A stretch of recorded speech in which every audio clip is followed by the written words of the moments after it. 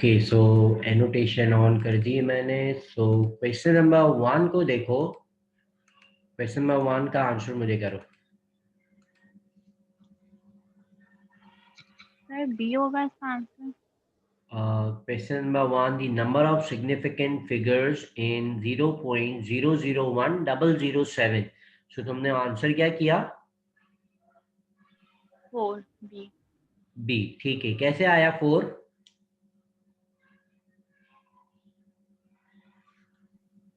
Sir ये 1 से पीछे जो भी जितने भी होते हैं जीरो वो सिग्निफिकेंट नहीं होते हैं एंड दो सिग्निफिकेंट नंबर्स के बीच में जितने जीरो जाते हैं सिग्निफिकेंट होते हैं और 1 और 7 ऑलरेडी होते हैं सिग्निफिकेंट होते हैं तो एक साथ जो 4 हो जाएंगे। ठीक है, बिल्कुल सही है। Starting zeros of decimal number are non-significant. This 1 is significant and 7 is significant. And remaining these two zeros are between two significant digits. इसका मतलब ये दोनों zeros भी जो है वो significant कहलाएंगे. So overall we have 4 significant figures. सही है, correct answer है.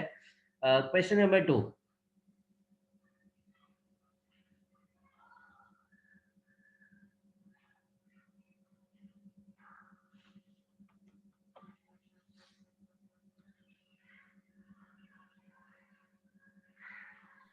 सर डी होगा आंसर। ऑप्शन नंबर क्या बताया? डी। डी। ठीक है, चेक करते हैं इसको। 1605201 अब मुझे बताओ कैसे आया डी? 7 के बाद हमेशा डेसिमल होता है तो हमने वहां से फिर डेसिमल 1 तक लेकर आए और पॉजिटिव होगा जब यहाँ से यहाँ पर आता है जब ठीक है, तो decimal. According to scientific notation की डेफिनेशन ये डेसिमल हमारा यहाँ पर आना चाहिए। सो इस नंबर को अगर हम लिखेंगे तो ये 1.60 एंड सो ऑन हो जाएगा। और 10 की पावर जो है वो इसके अंदर, क्योंकि लेफ्ट साइड को डिजिट हम मूव कर रहे हैं, हमारा डेसिमल जो है वो लेफ्ट साइड की तरफ मूव हो रहा है, तो हमने जो है वो प्लस करना होता है। 7 डिजिट मूव हुए, इसका मतलब है +7 करेंगे। सो ये ऑप्शन भी जो है वो करेक्ट है। Question option number D is right. Clear है ये? Yes sir. ठीक है, सो नेक्स्ट क्वेश्चन ईयर को देखते हैं।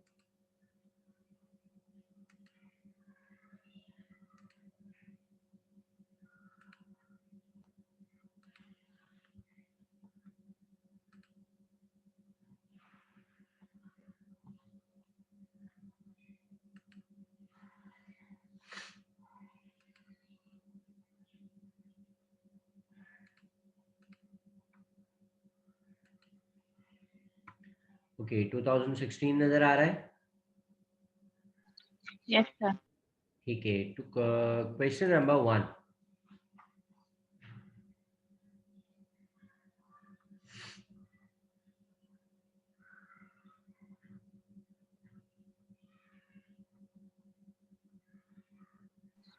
सर डी आंसर है। अच्छा, हमने कहा आंसर जो है वो डी है। चलो देखते हैं आंसर नंबर डी को। D. So graph shows a relationship between the force and acceleration. Force और एक्सेलरेशन के दरमियान एक ग्राफ गिवन है। अब ग्राफ के अंदर जो है वो ये हमारे पास एक स्ट्रेट लाइन फॉर्म हो रही है। अगर हम इस ग्राफ के स्लोप को देखें, so the slope of the graph is equals to change in Y over change in X. So change over Y upon change over X, तो ये हो जाएगा एफ अपॉन ए। और एफ अपॉन ए इक्वल होता है हमारे पास मास के। सो इसका मतलब है कि इस ग्राफ का जो स्लोप है वो स्लोप जो है वो इक्वल है मास के।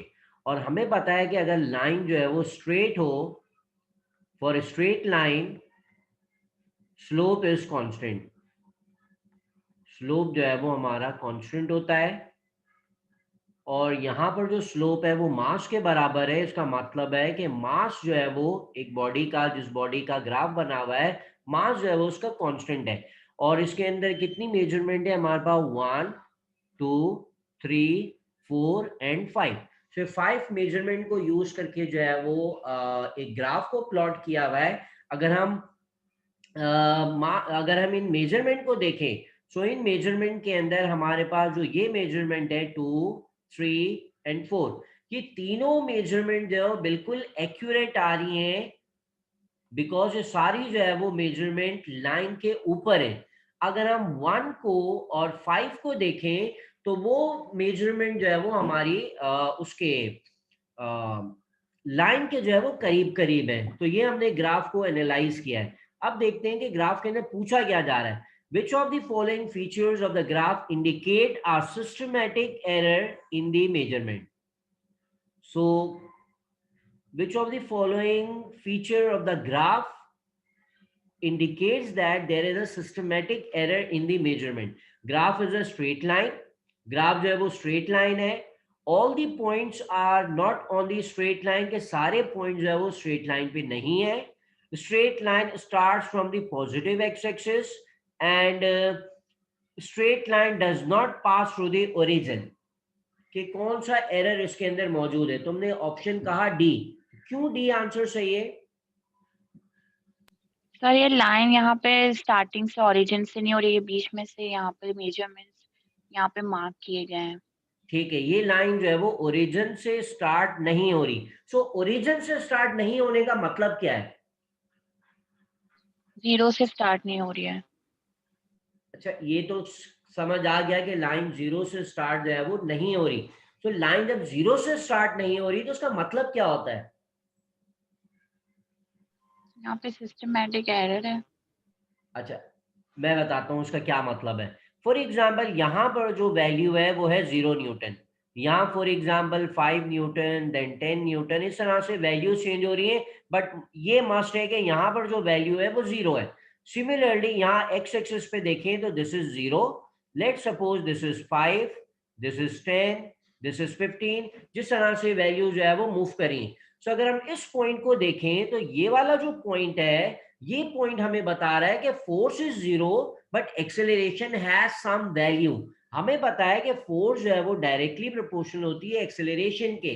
इसका मतलब ये हुआ कि फोर्स अगर लगेगी तो एक्सेलरेशन प्रोड्यूस होगी. जबकि ग्राफ हमें ये बता रहा है कि हमारी जो फोर्स की वैल्यू है वो 0 है but still the body has acceleration. That is not possible. तो ये जो ग्राफ ओरिजिन से पास नहीं हो रहा, इसका मतलब ये है कि हमारी जो मेजरमेंट है उसके अंदर ये आ रहा है, एरर आ रहा है कि जो फोर्स तो 0 है बट एक्सेलरेशन की कुछ ना कुछ वैल्यू यहाँ पर मौजूद है. So option D is correct, जिसका मतलब हमने ये रीजन ये बताया कि ओरिजिन से पास होनी चाहिए थी इस लाइन को, बिकॉज यहाँ पर जो फोर्स 0 है तो उसके साथ साथ एक्सेलरेशन भी 0 आ जाए. क्लियर है? तो ये मतलब हुआ कि जबकि 4 0 पे, लेकिन हमारी जो लाइन है वो 5 से स्टार्ट हो रही है, 0 से स्टार्ट नहीं हो रही है। हाँ, 5 तो मैंने यहाँ पे अपनी मर्जी से वैल्यूज पुट कर दी. यहाँ कोई ना कोई सर्टेन वैल्यू होगी, चाहे 0.1 हो, 5 हो, 10 हो, 100, कुछ भी वैल्यू जरूर होगी. यहाँ हमारा कहने का मकसद सिर्फ ये है कि जो लाइन है वो ओरिजिन से स्टार्ट होनी चाहिए थी. और ओरिजिन से स्टार्ट होने का मतलब है कि फोर्स और एक्सेलरेशन दोनों 0 होते. यहाँ लाइन जहां से स्टार्ट हो रही है इसका मतलब है कि फोर्स 0 लग रही है but acceleration has some value. इसका मतलब है कि हमारी जो मेजरमेंट है उसके अंदर एक सिस्टमैटिक एरर मौजूद है.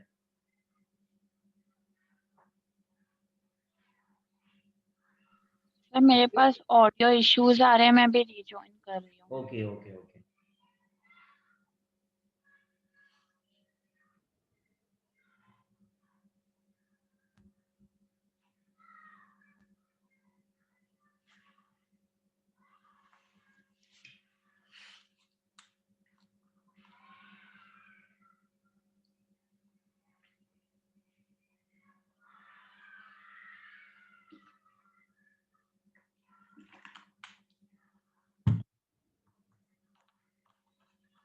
सो क्वेश्चन नंबर 1 क्लियर है?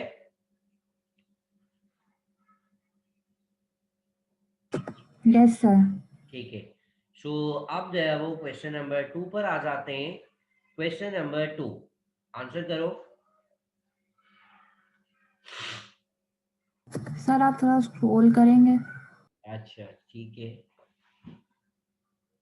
सेव कर देता हूँ.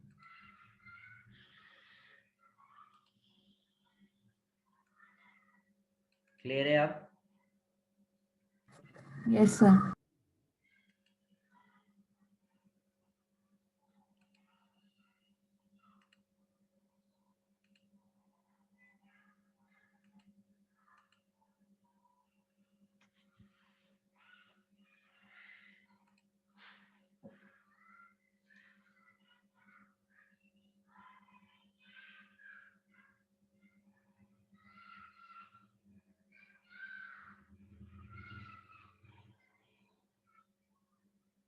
सर हमें ये निकालनी पड़ेगी या फिर हमने ये पहले भी किया था कल ये क्वेश्चन?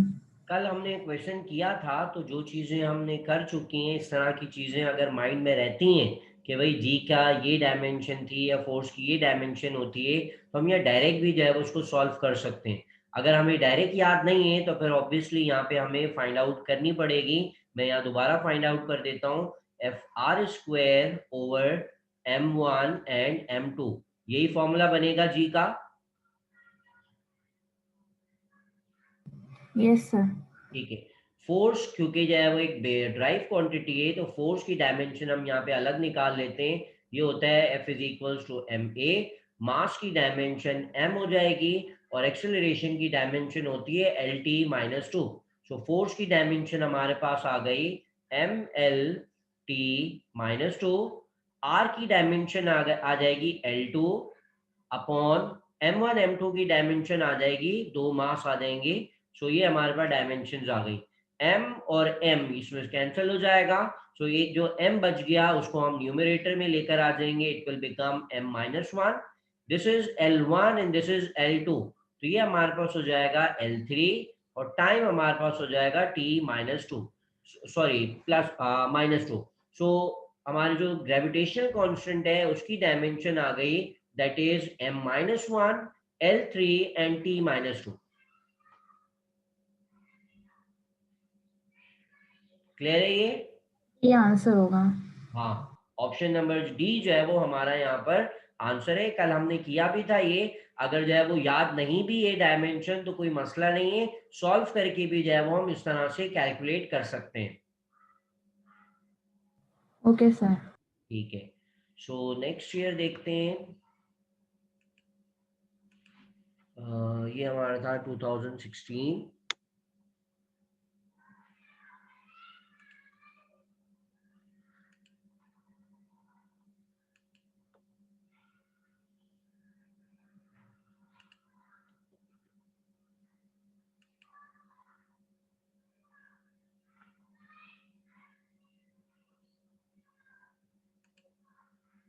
ओके, सो 2015 नजर आ रहा है।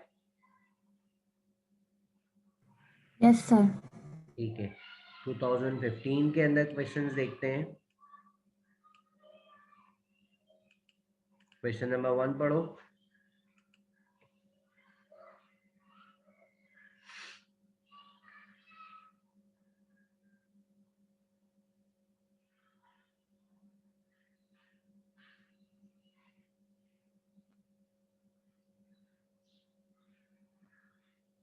सर ऑप्शन डी होगा। ऑप्शन जो है वो हमारा यहाँ पर डी होगा।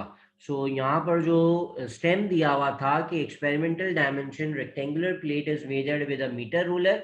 मीटर रूलर से जो है वो एक मेजरमेंट ली गई है, और यहाँ इसका जो लीस्ट काउंट दिया हुआ है या फिर इसके अंदर जो अनसर्टेनिटी है, प्रिसिशन दी हुई है, इसका फिलहाल कोई यूज नहीं है। हमें जो है वो डायरेक्ट जो मेन पार्ट है हमारा कि उस प्लेट की जो लेंथ मेजर की गई है दैट इज 16.3 सेंटीमीटर्स, जिसके अंदर हमें कोई भी चीज जो है वो देखने की जरूरत नहीं है, बिकॉज उसके अंदर जीरोज आ ही नहीं रहे। सारी गेम जो है वो जीरोस पर बेस करती है। जीरो सिग्निफिकेंट होता है और सिग्निफिकेंट नहीं होता। इसी मेजरमेंट को लिखने का जो हमारा तरीका है वो इस तरह से होता है, 16.3 सेंटीमीटर्स प्लस माइनस 0.1 सेंटीमीटर। तो जस्ट यहाँ पर ये कंफ्यूज करने के लिए जो है ऊपर वाली वैल्यू दी हुई है कि अगर हम अपनी मेजरमेंट को इस तरह से लिखें अनसर्टेनिटी को मिलाकर, that is plus minus 0.1 centimetre. So अगर हम बच्चा कंफ्यूज हो जाए तो शायद इसको भी सिग्निफिकेंट काउंट कर ले, बट बहरहाल 16.3 के अंदर एक इजी ऑप्शन है, that is option number D, total 3 significant figures. ठीक है। Yes sir. Okay, question number 2।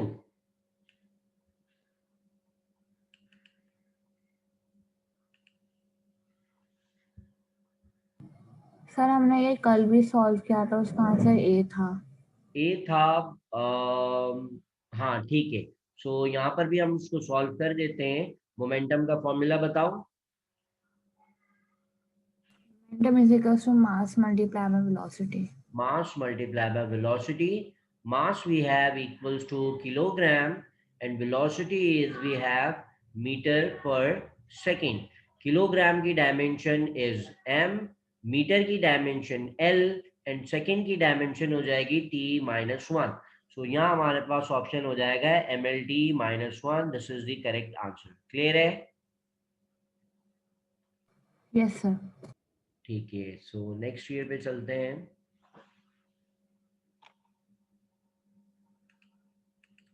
ये 2015 था.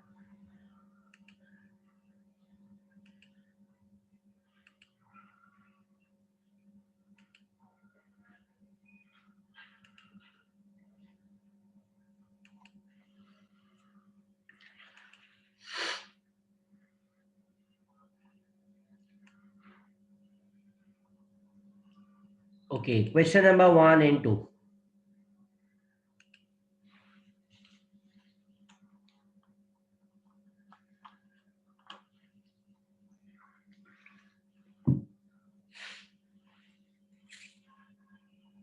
सर 1 का तो 3 होगा.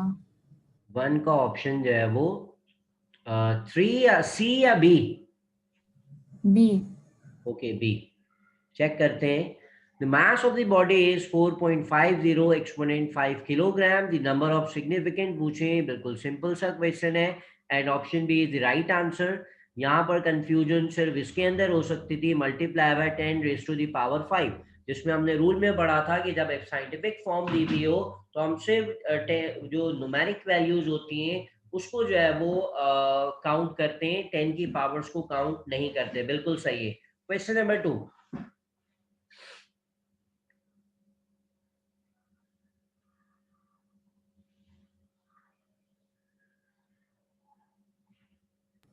सर ए होगा आंसर. बिल्कुल सही है. ऑप्शन ए होगा इसका आंसर. कि प्रिसाइज मेजरमेंट का मतलब ये होता है कि उसके अंदर अनसर्टेनिटी जो है वो कम है. क्लियर है दोनों क्वेश्चन? Yes sir. ठीक है. नेक्स्ट ईयर देखते हैं. ये था हमारा 2014.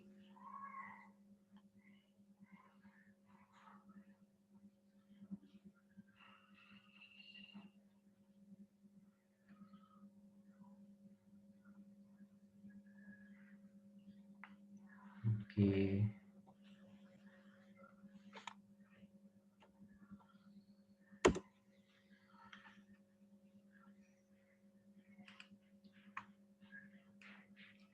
सो ये हमारा आ गया question 1 and 2 from 2013. Question number 1 पढ़ो. सर मेजरिंग टेप का भी उतना ही होगा जितना एक स्केल का होता है. हाँ, मेजरिंग टेप हो और या फिर हमारे पास जो है वो एक नॉर्मल जो हमारा स्केल होता है वो स्केल हो, या फिर एक और चीज जिसको हम मीटर रूलर कहते हैं, इन सब का जो लीस्ट काउंट होता है वो सेम होता है. मुझे बताओ कितना होता है? सर ए होगा. मुझे पहले इसका लीस्ट काउंट बताओ. इसका स्केल का 0.1 सेंटीमीटर होता था. स्केल का जो है वो लीस्ट काउंट होता था. बिल्कुल सही है. 0.1 सेंटीमीटर. बिल्कुल सही है.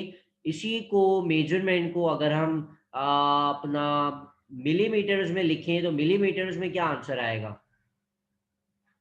हम लोग डिवाइड बाय 100 करेंगे इसमें नहीं यार. नहीं नहीं नहीं नहीं. मिलीमीटर्स यहाँ पे मैं मेजरमेंट लिख देता हूँ. That 1 metre is equal to 100 centimetres equal to 1000 millimetres. So centimetre को मीटर में लें तो हमारे पास यहाँ आंसर आ जाएगा 1. सो 1 मीटर के अंदर जो है वो 100 सेंटीमीटर्स होते हैं. अगर मीटर को सेंटीमीटर में कन्वर्ट कर रहे हैं तो हम जो है वो मल्टीप्लाई कर देते हैं इस 100 से. इसी तरह से 100 सेंटीमीटर जो है वो 1000 मिलीमीटर्स के बराबर होते हैं. इसका मतलब ये हुआ कि 1 centimetre is equal to 10 millimetres. ये हमारे पास कन्वर्जन फैक्टर होता है. तो 0.1 सेंटीमीटर को अगर हमें मिलीमीटर में लाना है, सेंटीमीटर से मीटर में लाते हुए जो है वो मिलीमीटर में लाते हुए हम मल्टीप्लाई करते हैं। सो अगर हम 0.1 को मिलीमीटर में ला रहे हैं, 10 से मल्टीप्लाई करेंगे, हमारा आंसर आ जाएगा 1। सो यहाँ हम एसआई के अंदर नहीं देख रहे, बिकॉज ऑप्शन के अंदर हमारे पास सारे ऑप्शन के अंदर आंसर मिलीमीटर्स है। सो आप मुझे बताओ आंसर क्या आएगा? सी होगा। Option number C, 1 millimetres. ठीक है।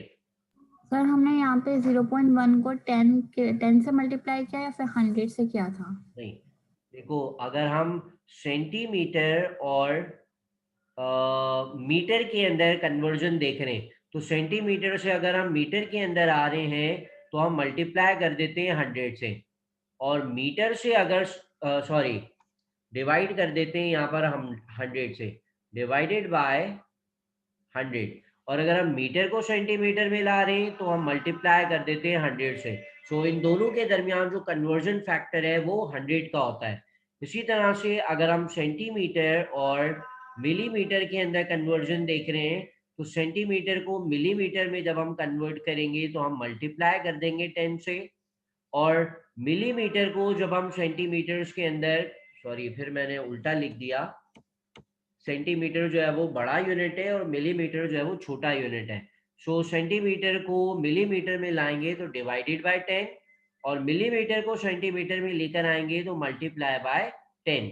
इसी तरह से लास्ट अगर हम मीटर और मिलीमीटर्स के अंदर कन्वर्जन देखें, सो मीटर एक बड़ा यूनिट है और मिलीमीटर छोटा यूनिट है। सो मीटर से मिलीमीटर में कन्वर्जन करनी है तो इट इज मल्टीप्लाइड बाय 1000, और अगर मिलीमीटर्स को अगर हम कन्वर्ट करें मीटर्स के अंदर, सो हम जो है वो डिवाइड कर देंगे बाय 1000।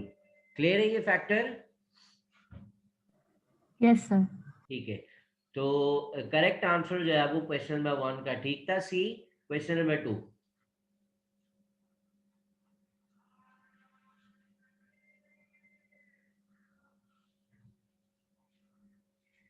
सर सी आंसर है इसका। ठीक है, बिल्कुल सही है आंसर। नहीं नहीं, दोबारा बताओ कौन सा है? सी। ऑप्शन सी कह रही हो? हाँ, अनसर्टिनिटी होती है। नहीं, ये जो है वो हमारी सिग्निफिकेंट फिगर्स की डेफिनेशन है। बुक को देखना, बुक के अंदर बॉक्स के अंदर जो है वो डेफिनेशन दी हुई होंगी। जब भी हम जो है वो किसी क्वांटिटी को हम मेजर कर रहे होते हैं, the accurately known digits and the first doubtful digits are known as significant figures. ये जो है वो डेफिनेशन, सीधी सीधी डेफिनेशन पूछी हुई है, दैट तमाम एक्यूरेटली नोन डिजिट और उसके बाद जो हमारा फर्स्ट डाउटफुल डिजिट है, इसे हम जो है वो सिग्निफिकेंट फिगर्स कहते हैं। ये डेफिनेशन है। मुझे ये लगा कि डाउटफुल डिजिट से पूछा है तो मैंने अनसर्टिनिटी बोला। ठीक है, डाउटफुल, डाउट का मतलब फिर सही है, अनसर्टेनिटी आ जाता है या एरर आ जाता, पर यहाँ पे यहाँ से शुरू हो रही है हमारी डेफिनेशन, यहाँ से लेके यहाँ तक ये पूरी डेफिनेशन है।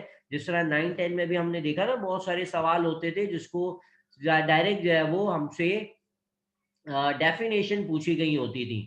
तो ये भी उसी तरह का एक डेफिनेशन टाइप का क्वेश्चन है, जिसमें सारी जो है वो हमारी जो बेसिक सी डेफिनेशन है सिग्निफिकेंट फिगर की, वो पूछी गई है। क्लियर है ये? Yes sir. ठीक है, सो नेक्स्ट ईयर देखते हैं। ये हमारे पास 13 था, देन हम आ जाते हैं 12 पर।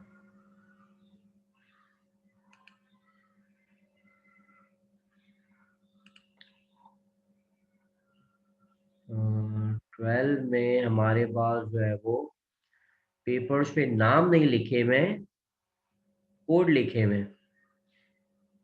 देख लेते हैं कौन सा कोड है इसका।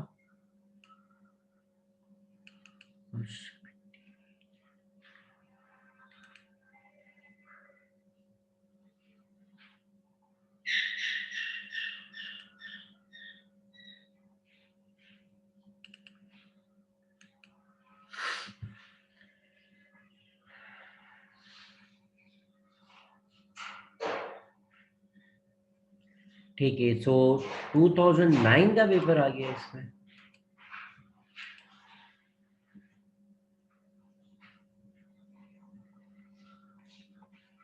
ओके,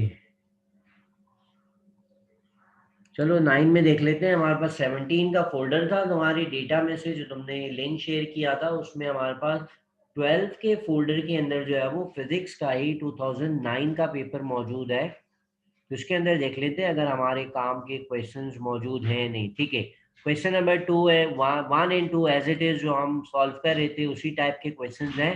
सो इसको भी जो है वो हाथों हाथ सॉल्व कर लेते हैं। क्वेश्चन नंबर 1,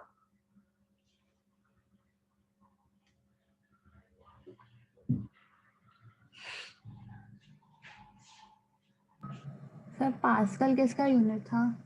पास्कल जो है वो यूनिट होता है, गैस करो।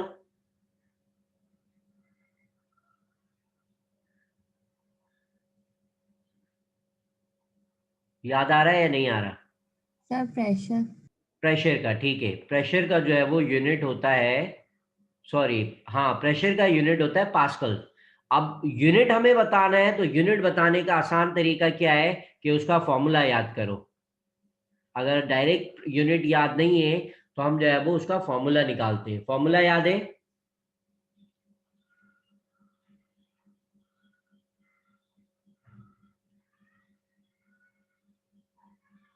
Sir F divide by A था। बिल्कुल सही है, force per unit area. Force का यूनिट क्या होता है? ml इसका यूनिट न्यूटन। यूनिट न्यूटन होता है। अगर हम इसको बेस क्वांटिटीज के अंदर, क्योंकि आंसर के अंदर यूनिट में न्यूटन नहीं आ रहा, सो मैं इसको एक्सपेंड कर दूं अगर न्यूटन को, so it is equal to kilogram metres per second. So हमारे पास ये फोर्स हो जाएगी kilogram metre per second and divided by metre square. So एक मीटर से एक मीटर कैंसिल हो जाएगा, और ये वाला जो एक डिनोमिनेटर में मीटर बचेगा उसको जब हम ऊपर ले आएंगे, so it will become kilogram metre inverse and second inverse. ये हमारे पास आंसर आएगा। समझ आया कैसे आया? Yes sir. ठीक है, ऑप्शन बताओ। सर बी आंसर होगा। ठीक है, ऑप्शन बी जो है वो हमारा करेक्ट आंसर है। ठीक है, क्वेश्चन नंबर 2,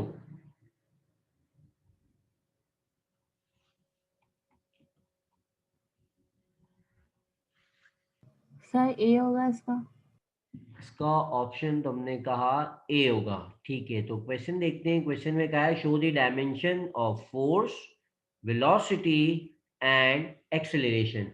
सो फोर्स की डायमेंशन हमें पता है, यहां से देख लेते हैं। फोर्स की हो जाएगी M L minus one, sorry force की यहां से नहीं आएगी, फोर्स तो ऊपर लिखी हुई है। So kilogram metre per second that will equal to M L T minus one. So option A में तो फोर्स की डायमेंशन ही गलत लिखी हुई है, ऑप्शन ए कैसे सही होगा? सर यहाँ बाकी के ऑप्शंस में भी यही लिखा है। अच्छा, एक मिनट, हमने ये ऑप्शन ये वाला गलत कर दिया है। फोर्स का यूनिट मैंने गलत निकाला है, और इसके हिसाब से फिर जो मेरा ऊपर वाले क्वेश्चन पे दोबारा चलते हैं। हमने एक मिस्टेक कर दी है, दोबारा से देखते हैं इसको। ये मैंने मिस्टेक की थी यहाँ पे, सो ये ऑप्शन भी हमारा गलत हो जाएगा। इसको दोबारा से देखते हैं। सो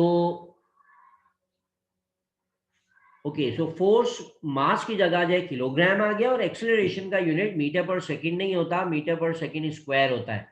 सो अगर हम यहाँ पे पुट करेंगे kilogram metre per second square divided by metre square, तो मीटर मीटर कैंसिल हो जाएगा एक। सो हमारे पास जो फाइनल आंसर आएगा वो आएगा kilogram and metre minus one, और सेकंड जो है वो माइनस टू आएगा।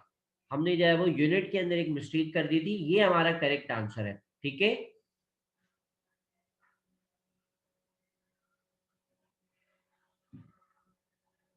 फिर सर फिर इसका आंसर ए होगा। ठीक है, इसका आंसर जो है वो ए हो जाएगा। सही है। सो यहाँ से अगर हम इसकी डायमेंशन देखें फोर्स की, सो फोर्स की डायमेंशन में हमारे पास है M and L minus one and T minus two. So ये हमारे पास फोर्स की डायमेंशन आ रही है M L minus one T minus two. नहीं, यहाँ पे का -1 है ही नहीं ऑप्शंस में।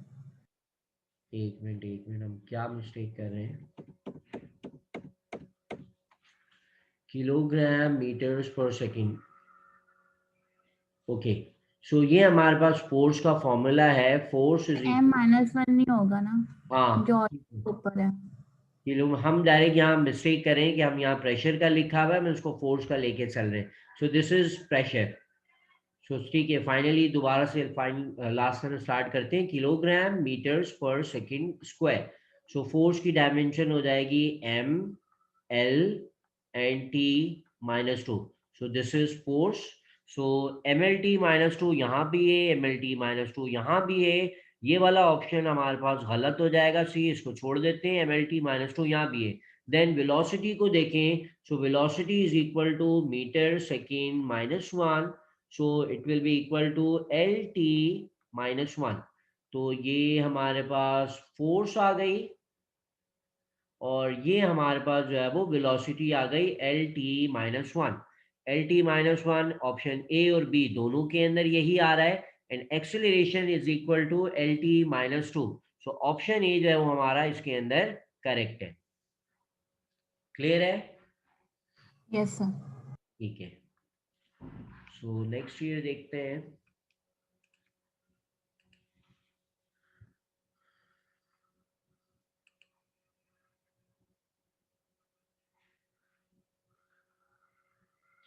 सर इस तरह के क्वेश्चंस के लिए हमें फिर कौन कौन से यूनिट का मतलब कौन कौन से एसआई यूनिट्स पता होने चाहिए?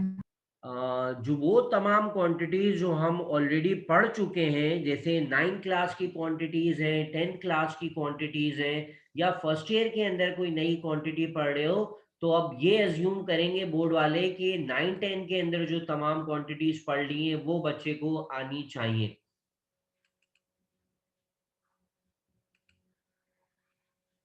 समझ आ गई बात? Yes sir. ठीक है, सो क्वेश्चन नंबर 1।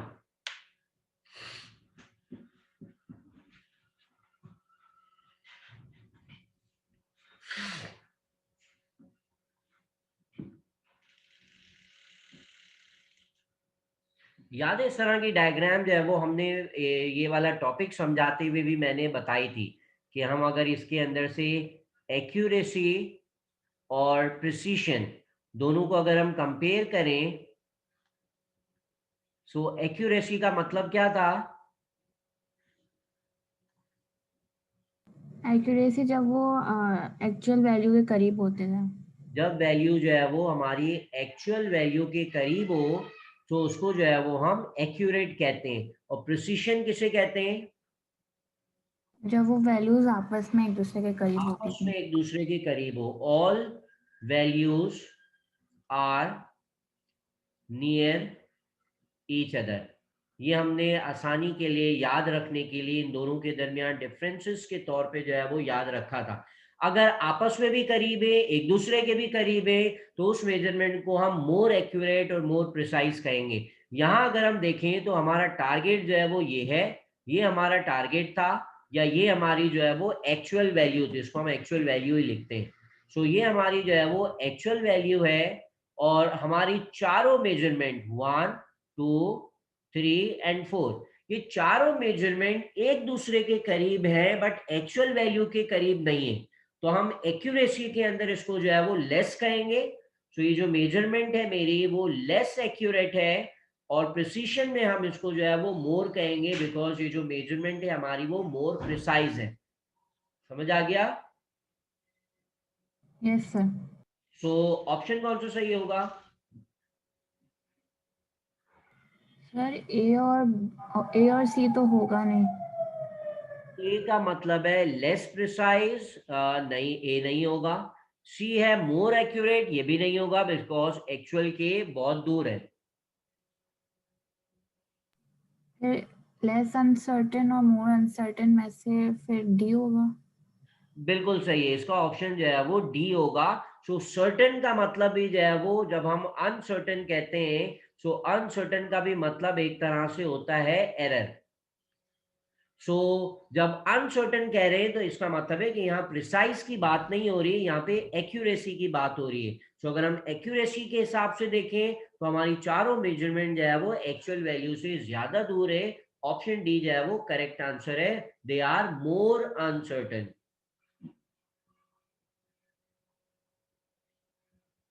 ठीक है, यस सर। सही है। सो क्वेश्चन नंबर 2,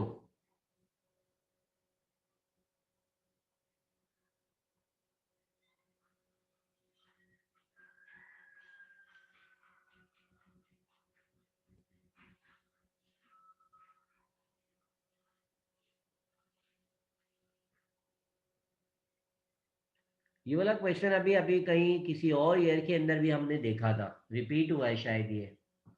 नहीं, ये हमने नहीं देखा था, इसका शायद ए आंसर होगा। Precise measurement has less uncertainty, बिल्कुल ठीक है, करेक्ट ऑप्शन है ए। क्लियर है दोनों सवाल? Yes sir. ठीक है, सो कोई और ईयर देखते हैं।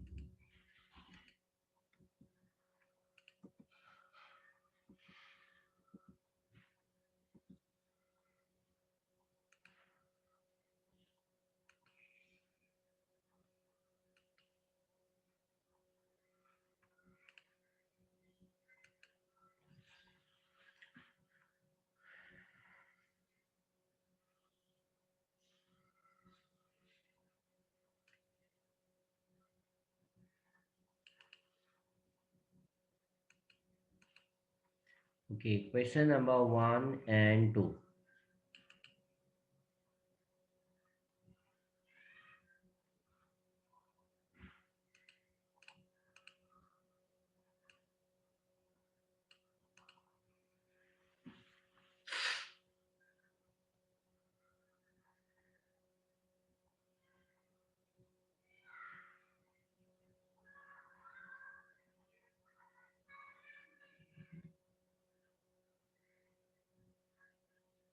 सर 1 समझ नहीं आ रहा है। अच्छा ठीक है, क्वेश्चन नंबर 2 देखो, 1 मैं भी पढ़ता हूँ उसको, 1 अभी हम सॉल्व करते हैं।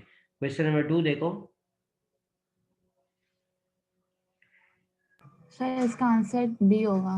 ठीक है, ये मेरे ख्याल से रिपीट है, 4.50 एक्सपोनेंट 5 किलोग्राम सेम थी। इसके अंदर जो है वो 3 सिग्निफिकेंट फिगर्स मौजूद है। ठीक है, ये तो बहुत सिंपल सा था। ये थोड़ा सा कॉम्प्लिकेटेड सवाल है, इसको जो है वो समझने की कोशिश करते हैं। The diagram shows the outer diameter of 3 similar rings by a metre scale. So हमारे पास 3 रिंग्स मौजूद हैं और तीनों जो है वो रिंग्स हमारे पास सिमिलर हैं। ठीक है, if the initial and final reading on the scale is 0 plus minus 0.2 and 6 plus minus 0.2, तो ये जो हमारे पास 6 और 0 लिखा हुआ है ये सेंटीमीटर में, तो हमारे पास पॉइंट ए, हम इसको जो है वो कह देते हैं दिस इज पॉइंट ए, और इसको हम कह देते हैं this is point B. So point A की रीडिंग हमारे पास है 0 प्लस माइनस 0.2 सेंटीमीटर, और जो पॉइंट बी है हमारे पास उसकी रीडिंग है 6 सेंटीमीटर प्लस माइनस 0.2 सेंटीमीटर। तो ये हमारे पास जो है वो डेटा है। डेटा क्लियर है? Yes sir.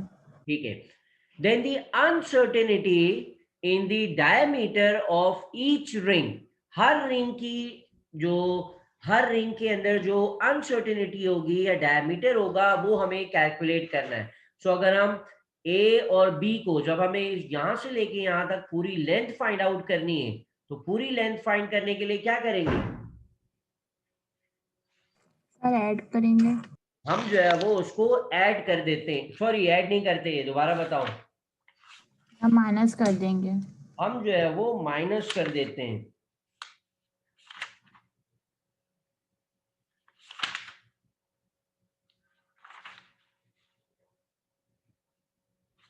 हाँ, तो हम जो है वो इनको ए वाली मेजरमेंट और बी वाली मेजरमेंट को माइनस कर देंगे। सो हमारे पास जो डायमीटर आएगा पूरा 3 रिंग्स का,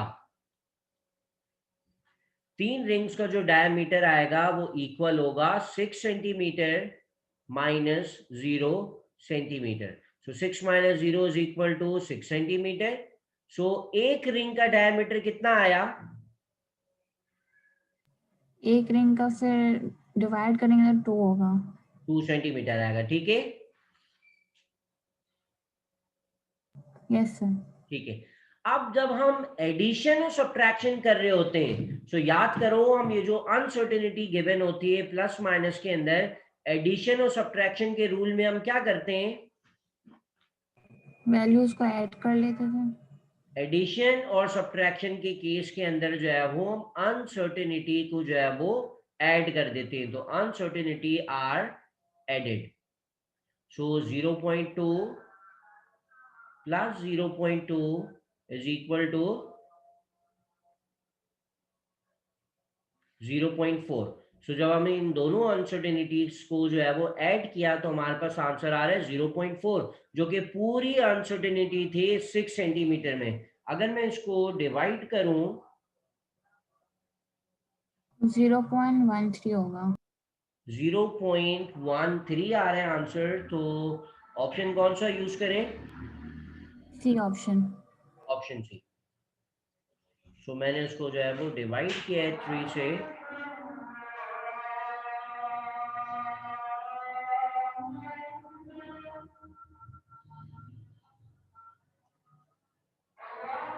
तो हम अजान के बाद जो है वो दोबारा स्टार्ट करते हैं आगे।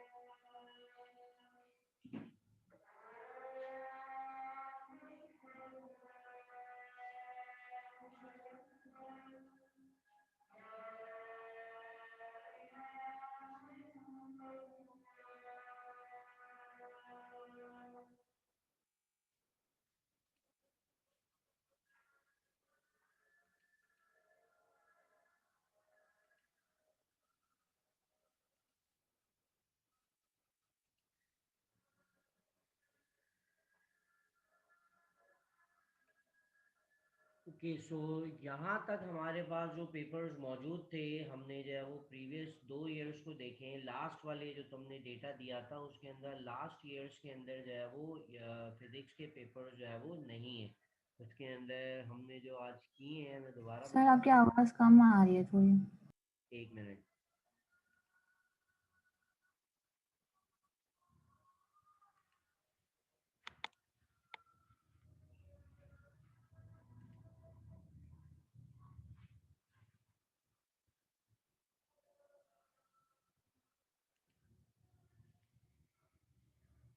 ओके, सो मैं ये कह रहा था कि हमने जो 2010 से लेकर 2019 तक के तमाम पेपर्स को सॉल्व किया है, और 2008 और 2008 के यहाँ पे जो है वो पेपर्स मौजूद नहीं है, उसमें सिर्फ जो है वो 9-10 के पेपर्स हैं। और 2009 के अंदर जो पेपर है वही सेम पेपर है जो कि यहाँ हमारे पास 2013 वाले ईयर के अंदर जो है वो क्वेश्चन आया था। तो हमारे पास पेपर्स भी जो है वो फर्स्ट चैप्टर के जो है वो यहाँ पे कंप्लीट हो गए। तो नेक्स्ट क्लास के अंदर जो है वो हम अपना सेकंड चैप्टर जो है वो स्टार्ट करेंगे। क्लियर है ये?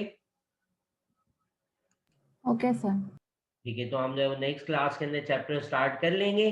तुम इस चैप्टर को जो है वो दोबारा से रिव्यू कर लेना, अगर कोई प्रॉब्लम हो या पास पेपर के अंदर ही कोई क्वेश्चन पूछने का हो सो वो जो है वो पूछ लेना। इसके अलावा अपनी प्रैक्टिस के लिए जो है वो कोशिश करना पेपर 2 को भी जो है वो फिलहाल सॉल्व करो अगर प्रैक्टिस का टाइम है।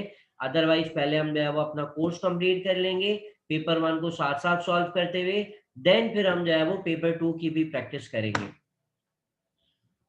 Okay sir. ठीक है, अल्लाह हाफिज। अल्लाह हाफिज।